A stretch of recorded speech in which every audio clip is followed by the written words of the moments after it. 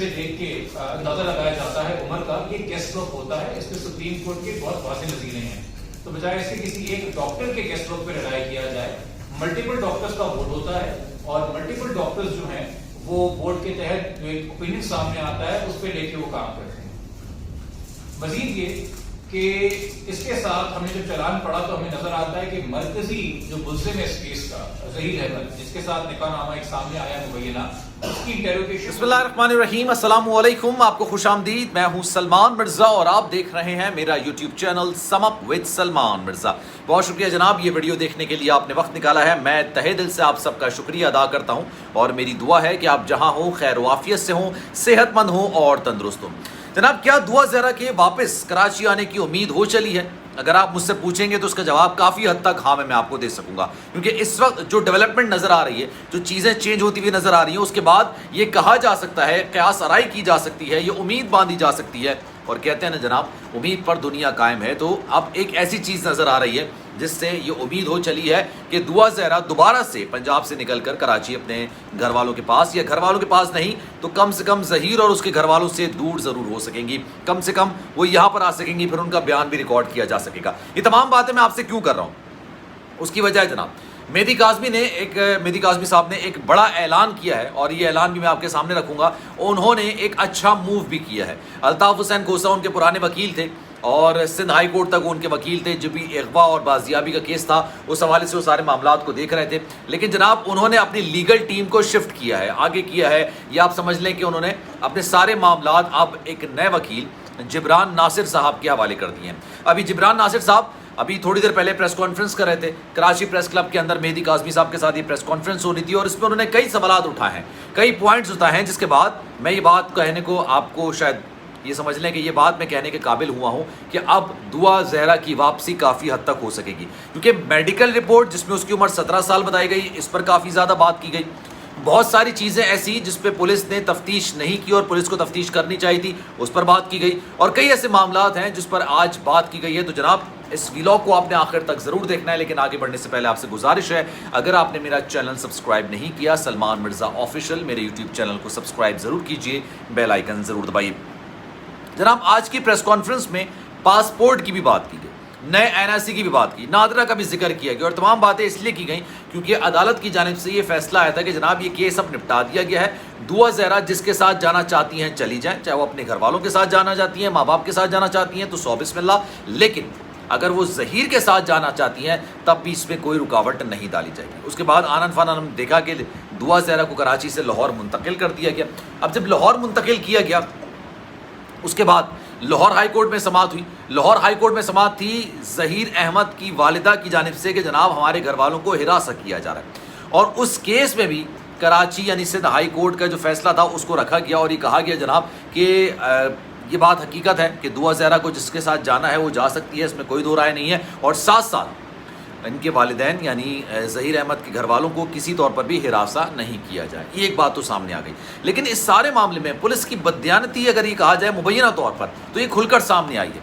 जनाब, ज़हीर अहमद ने जिससे प्रॉपर तफ्तीश नहीं की गई, दुआ ज़हरा ने जो बयान दिया गया उससे कोई क्रॉस क्वेश्चन नहीं किया गया, उससे सवाल नहीं पूछा गया कि आप कराची से लाहौर गई तो गई कैसे।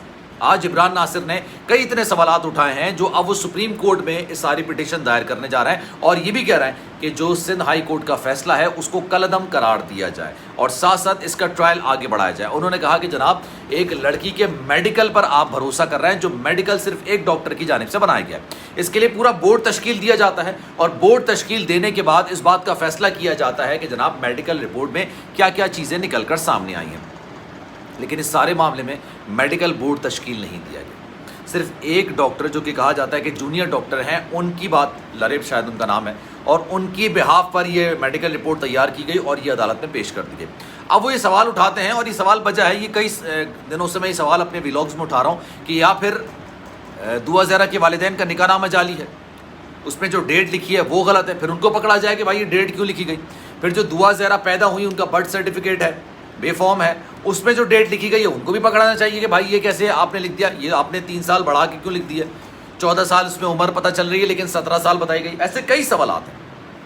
फिर वो कहते हैं कि जब बच्ची 16 की उम्र से कम की हो معذرت تو جناب اس کا بیان قلم بند کروانے کے لیے اس کو والدین کے حوالے بھی کیا جاتا ہے، اور ساتھ ساتھ ایک اہم چیز کہ جس کے پاس سے بازیاب ہوتی ہے اس کے پاس جانے کی اجازت نہیں دی جاتی۔ پھر ساتھ ساتھ انہوں نے بتایا کہ پولیس اس سارے معاملے میں کس طرح کا کردار ادا کر رہی ہے مجھے آپ کو بتانے کی ضرورت نہیں ہے، اور ساتھ ساتھ وہ یہ بھی کہتے ہیں کہ پولیس نے کسی قسم کی کوئی معاونت نہیں کی، کوئی تعاون نہیں کیا، اور جو اصل ملزم ہے ظہیر احمد اس سے کسی قسم کی کوئی تفتیش نہیں کی گئی۔ بھائی جس دن دعا لاپتہ ہوئی تھی آپ کہاں تھے؟ سب سے پہلا سوال تو یہ بنتا ہے۔ دعا زہرا سے سوال بنتا ہے کہ آپ کراچی سے لاہور کیسے گئیں جب آپ کے پاس ایک پیسہ نہیں تھا؟ پھر آپ نے کہا کہ میں نے ٹیکسی بک کی ہے، تو ٹیکسی والے کو بھی سامنے لے کر آنا پولیس کا کام ہے۔ ساری سی سی ٹی وی فوٹیج نکالی جائے، اور جس ٹائم پر دعا زہرا گھر سے نکلی تھی لاپتہ ہوئی تھی وہ ٹائم پر زیادہ تر ٹیکسیاں جو ہے وہ کراچی سے باہر نہیں جا رہی ہوں گی، وہ ٹائم ایسا تھا، تو بہت ایزیلی بہت آرام سے اس چیز کو ٹیکل کیا جا سکتا تھا، لیکن اس کو لپیٹ دیا گیا۔ اور وہ کہتے ہیں کہ جناب IGC نے کہا ہے کہ اس کیس کی تفتیش مکمل ہو گئی، یہ چالان مکمل کر کے پیش کر دیا گیا ہے، لیکن اس چالان میں بہت زیادہ سکم موجود ہے۔ اب ان تمام سکم کو لے کے ہم سپریم کورٹ جا رہے ہیں، اور سپریم کورٹ میں جا کے بہت ساری چیزوں کا فیصلہ کیا جائے گا۔ آج دعا زہرا کے والد صاحب بھی کافی حد تک اطمینان میں نظر آئے، مسکرا بھی رہے تھے، اور ان کو شاید امید ہو چلی تھی کہ واقعی میں دعا زہرا کراچی واپس آ سکتی ہیں، اور کراچی میں اگر ان کے گھر پہ نہیں آئیں گی تو کم سے کم چائلڈ پروٹیکشن بیورو جو ہوتا ہے وہاں پر جا سکتی ہیں، کیونکہ یہ 18 سال سے کم عمر ہے۔ پھر دوسری بات، اہم بات یہ ہے کہ جو ان کا NIC ابھی تک بنا نہیں ہے، اور NIC اگر بنے گا، پاسپورٹ بنے گا، تو وہ کیا نئے فارمز پر بنے گا، نئی چیزوں پہ بنے گا؟ کیونکہ پرانی چیزوں کو تو آپ تسلیم نہیں کر رہے ہیں نا۔ آپ کہہ رہے ہیں کہ 17 سال اس کی میڈیکلی رپورٹ نکل کر آئی کہ اس کی عمر 17 سال ہے، تو ابھی جو بے فارم ہے، جو برتھ سرٹیفکیٹ ہے، یہ تمام چیزیں جو آپ کے پاسپورٹ کے لیے درکار ہوتی ہیں اگر آپ 18 سال کے نہیں ہیں اور آپ کا NIC نہیں بنا ہوا ہے، تو اب کیا یہ تمام چیزیں دوبارہ سے ریپیٹ کی جائیں گی؟ یہ کئی ایسے سوالات ہیں جس کا جواب جاننے کی ضرورت ہے، اور یقین جانیے ہماری جو سپریم کورٹ ہے، عدالت عالیہ ہے، وہ ساری چیزوں کو مد نظر رکھ کر ہی فیصلہ سنائے گی۔ لیکن ایک بات میں ہمیشہ یہ بات کہتا ہوں کہ عدالتیں ایموشنز کی بنیاد پر فیصلہ نہیں سناتی، عدالتیں ہمیشہ شواہد کی بنیاد پر فیصلہ سناتی۔ ابھی جبران ناصر صاحب پر بڑی کڑی ذمہ داری عائد ہو گئی ہے کہ جو میڈیکل رپورٹ پیش کی گئی اس کو وہ چیلنج کر رہے ہیں، تو کن بنیادوں پر چیلنج کر رہے ہیں، کس طرح سے چیلنج کر رہے ہیں؟ دوبارہ سے اگر یہ سارا مرحلہ ہوگا، دوبارہ سے ساری بات ہوگی، دوبارہ سے میڈیکل بورڈ بیٹھے گا، اور اس نے بھی اگر 17 سال بول دی تو پھر کیا یہ کیس واقعی میں مکمل طور پر ختم ہو جائے گا؟ کئی ایسے سوالات ہیں جن کو اٹھانے کی ضرورت ہے، جن پر بات کرنے کی ضرورت ہے۔